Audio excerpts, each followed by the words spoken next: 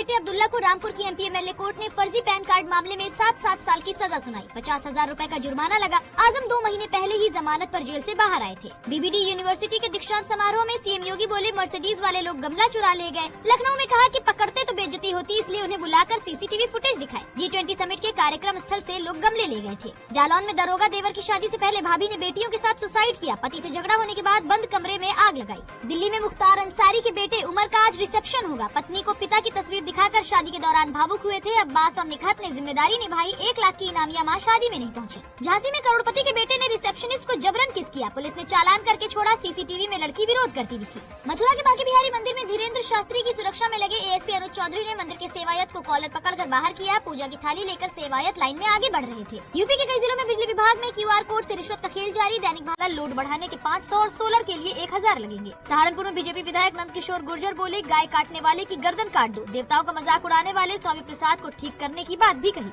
Doctor Shaheen और अदील का connection खंगालने के लिए सहारनपुर लखनऊ में एटीएस की जांच जारी। दिल्ली ब्लास्ट केस में डॉक्टर इमाम के साथ पेशेंट मॉड्यूल भी सामने आ रहा। सोनभद्र खदान हादसे में 48 घंटे से रेस्क्यू जारी। एनडीआरएफ एसडीआरएफ के 100 जवान जुटे। 14 मजदूर दबे, 5 शव निकाले गए। प्रयागराज में एयरफोर्स इंजीनियर की हत्या का नया सीसीटीवी सामने आया। हत्यारा पिस्टल लेकर बेखौफ टहलता दिखा। पत्नी ने पुलिस के खुलासे पर सवाल उठाए थे। आजमगढ़ पहुंचे दिनेश लाल यादव उर्फ निरहुआ बोले, ईवीएम हैक होती तो मैं आजमगढ़ से क्यों हारता। खेसारी की तरह सपा सुप्रीमो की हार की बात कही। बदायूं के एक मंदिर में पुजारी की गला दबाकर हत्या। गमछे से लाश के दोनों पैर बांधे थे, गले में चादर लिपटी। मुरादाबाद के कारीगर अब्दुल मन्नान ने शीशम की लकड़ी से स्कूटी बनाई। 13 साल पुरानी स्कूटी के पार्ट्स जीन्स और फेविकोल से चिपकाए। 13 नवंबर को सुप्रीम कोर्ट में यूपी के 69,000 शिक्षक भर्ती अभ्यर्थियों के मामले की सुनवाई होगी। अभ्यर्थियों ने सरकारी अधिवक्ता की मौजूदगी की मांग की थी। जबलपुर में एक युवक हाई टेंशन लाइन की चपेट में आने से जिंदा जल गया। युवक ने बंदरों को भगाने के लिए लोहे की रॉड ऊपर उठाई। रॉड हाई टेंशन लाइन से टकरा गई। जोरदार धमाका हुआ और युवक झुलस गया।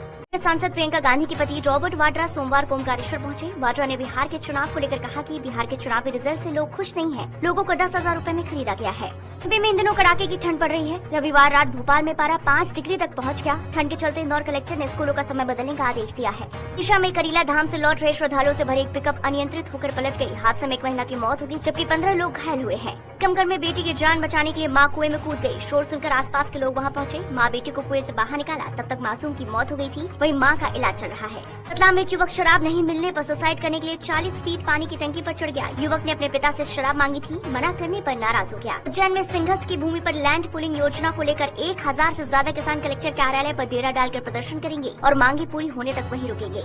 रीवा में रविवार को 1 महीने के मासूम बच्चे की जान बचाने के लिए उसे एयर एम्बुलेंस के जरिए एयरलिफ्ट कर मुंबई रेफर किया गया। बच्चे के दिल में छेद है। भोपाल में चलती बस के अचानक पहिए निकल गए। घटना के समय बस में कई सवारियां मौजूद थी। गनीमत रही कि किसी को चोट नहीं आई। आसियान देशों का एक डेलीगेशन मंगलवार को भोपाल पहुंचेगा। ये delegation CM doctor Mohan Yadav से मुलाकात करेगा। बैठक में निवेश, उद्योग, आईटी समेत कई मुद्दों पर चर्चा होगी।